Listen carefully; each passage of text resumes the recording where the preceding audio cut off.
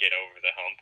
But the Caps at least had good regular seasons. Yeah. And they won a round in the playoffs. They just couldn't get past the second round. This team might have missed the playoffs.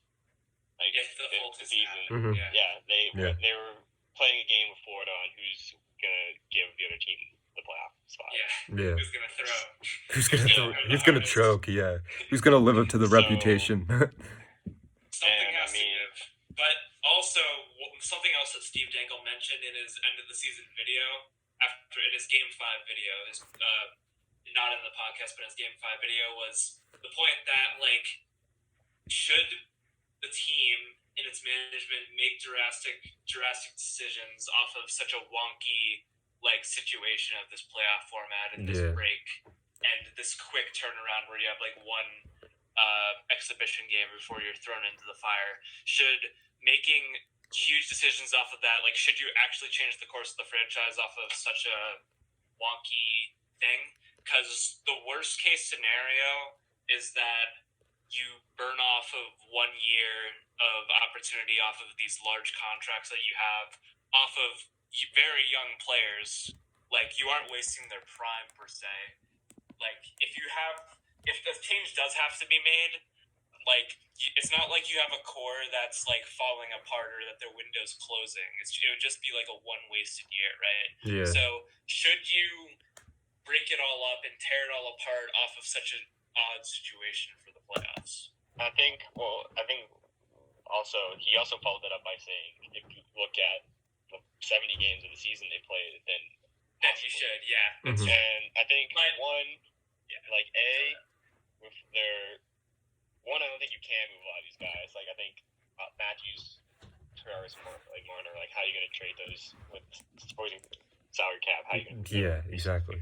I think the common denominator, and he had a good season, which would suck for the Leafs, but it also gives him value, is Nylander. Yeah. 31 goals for just under $7 million. That's the team will take that. And he's 24. Yeah. A team could use that. And Definitely. With their blue line, the thing with their blue line is that they do have some guys coming up that can potentially, Sandin. Sandin and Brunson's okay. And, Liljegren potentially. Yep. But that's, their DH just isn't yet. It's also thankfully, too, they're two guys that you probably want to keep because, Riley's a stud. Yeah. And Muzzin's good, but he's a little overrated. He's a little overrated defensively. But that wasn't their issue in this series against Exactly. Columbus. Yeah, it wasn't. Everyone's pointing to their defense isn't good enough. Their defense isn't going to get them anywhere. They didn't score either. Everyone's saying they're too offensively focused, but you didn't score. Yeah, exactly. You got shut out twice. Exactly.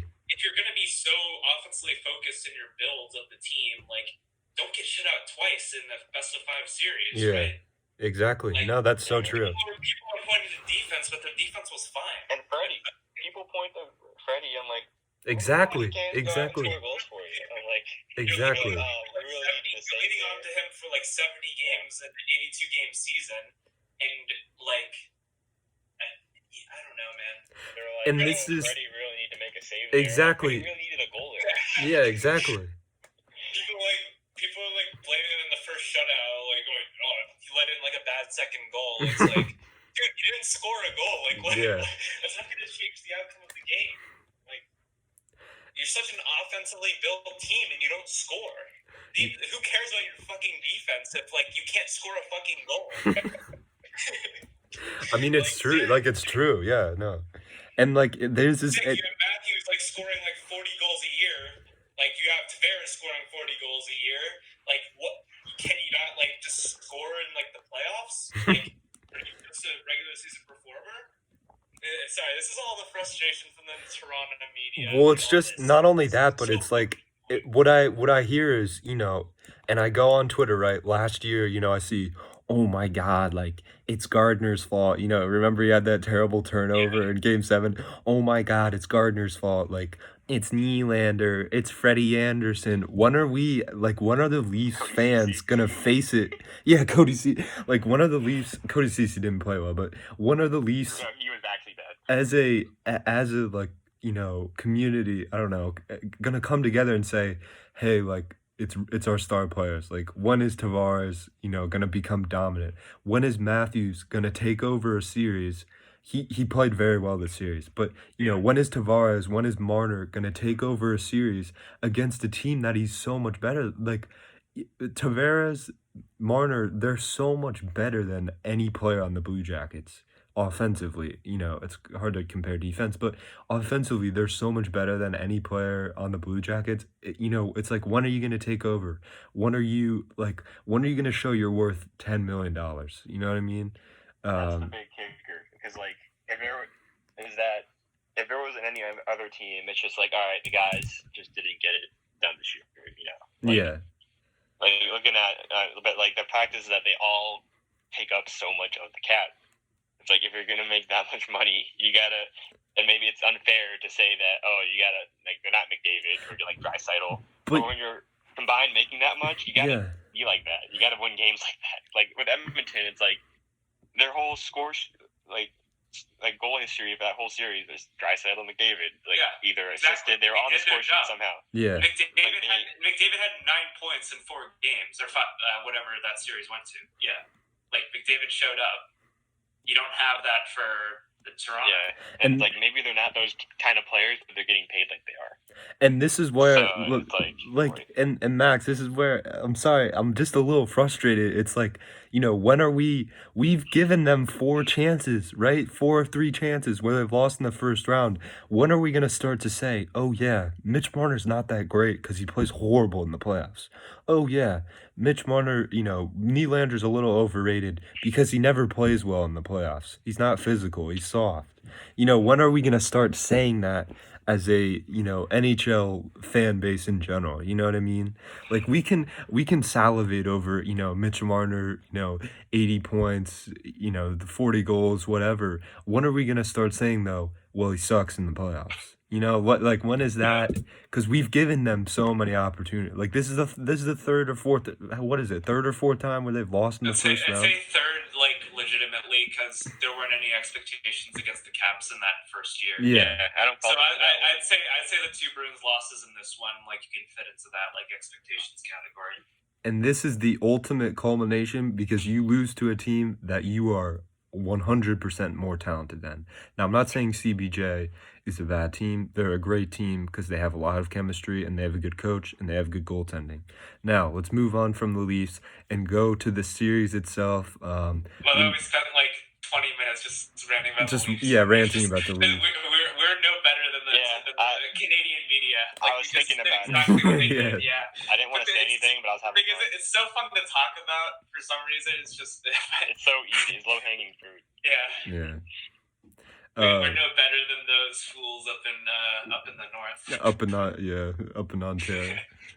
Anyways, let's talk about the actual winners who deserve to be talked about. Columbus shouldn't be slept on at all. Of course not. That's why I have their blue line is insane. And that's why I have them winning over Tampa. And how about in 7 games? And speaking of guys who maybe listen to the podcast, my guy David Savard with 20 block shots, 2 assists, awesome stat line, living up to his name, one of the most, the most underrated defenseman in the NHL, and he played like that in this series. Rwinski Jones, Seth Jones, like I texted Malik, I mean, he's just such a clutch player. Like, he's so good. Like, anytime they need a goal, he just comes in, he fires that wrister, and just, he gets him on the board. He's just such a good player. I think he's top 5 defenseman. He's just such a great player. He's one of those players that, like, you look at his stat line and you're like, he was injured for most of the season, right? And everyone's talking about, the Blue Jackets are plagued with injury. Like, they're this good, like, when Seth Jones is out. Like, how good can they be when he's back? And you look at his stat line and you're like, well, is he that much of an impact player? And he is. He's just incredible, like, in all facets of the game. Just an all-around stud on the blue line. And he really is that difference maker on the blue line. He's just incredible. He's such a great player. And then can't believe Nashville had to get rid of him. That sucks. Yeah, it's just sad. It's really unfortunate considering. It's hard, but at the same time with Nashville, it's like, what are you gonna do? They really need Was he at the time? It made sense. Yeah. Well, and they had Pete because they had Pete. Yeah. And also, looking at CBJ, they had great goaltending the whole series. When Corpusalo had a bad game, and before he was outstanding, but when he had a bad game, Torts yanked him, brought in Mers Lincolns. Mers Lincolns played really well all series except for that one game where Toronto came back and won, and he let in like 3 goals in the span of 4 minutes. Even then, they put on 55 shots on him, so he it didn't hit his save percentage or anything. And some of those were it was just a short collapse. Like the Hyman. And Tavares' goal was a snipe. Exactly. Nice. And the first goal, I don't know who it was who scored, but that was a good goal. The bad one, the Hyman one was kind of a cheapo. But still played pretty well. He's out, right? He's on the IR. Might not play in the series. That's what I heard. Yeah, because Merzlikins might have played Game 5, I believe, but he was injured. Yeah. It might just be Corpusalo for the series. So there's that. Yeah. So I think Corpusalo will start since he shut out Toronto last night. Last night. But anyways, for me, I know Max took CBJ. I totally respect that pick. The reason why I can't take Columbus this year is, you look at their roster. They don't have Duchesne. They don't have Panarin. They don't have Bobrovsky. Bobrovsky, not having Bobrovsky, honestly, is not that much of an impact considering how well their goaltending is playing right now. You know what I mean? Like, even if they had, let's say they had Bobrovsky, from last year. They'd be in a worse spot. It's... it's not that much of an impact, but you look at, we seriously underrated how good they were last year. When they had Duchesne, Panarin, Dzingel, Jones, Werenski on the power play. That's just such a great power play that they had last year. You lose Duchesne, you lose Panarin. That's a lot of offense that, it's just being lost. I watched the highlights of that series 2 weeks ago. And Duchesne, Panarin were just so key in that series in scoring goals and generating offense in general. You look at Tampa's blue line, it's one of the best in the NHL. And, they probably have the best goaltender in the NHL in Andrei Vasilevsky. Malik, what do you think about this series? Who do you have winning and why? See, I have Tampa in 6, but this is probably the series I have the least amount of confidence in what I picked. It could really go, I think, either way. I think I'd like to say Tampa, they learned from last year and that they're going to do better, but until you see it, you just don't know. If anything, this could be more of a block for them. Corpusalo's going to have to be probably even better. As much as we like to say Toronto really dropped the ball, it still went to 5 games, and they still kind of took each other to the limit. So I have Tampa in 6. I feel like I'll be pretty close early, and I think eventually Columbus might just run out of gas. And it's kind of been, I guess, a trend with a lot of these playing teams is that they had to give a lot to get to these rounds, and how much more do they have to keep going? The real question.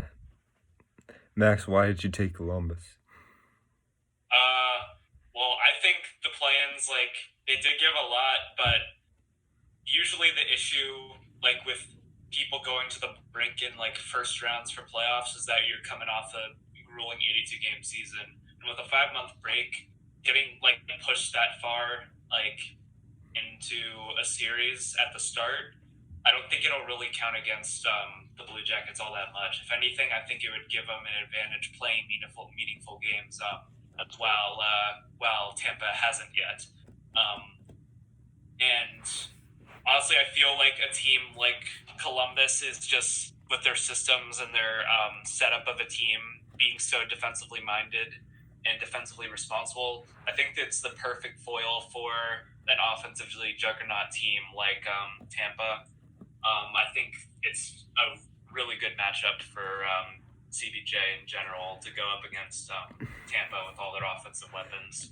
So I just think it's a good... in general, I think they're in the playoff mood already after playing such an intense series against Toronto, and I think their system and their personnel all up and down the lineup and their coaching is really well equipped to take them on. Mm-hmm.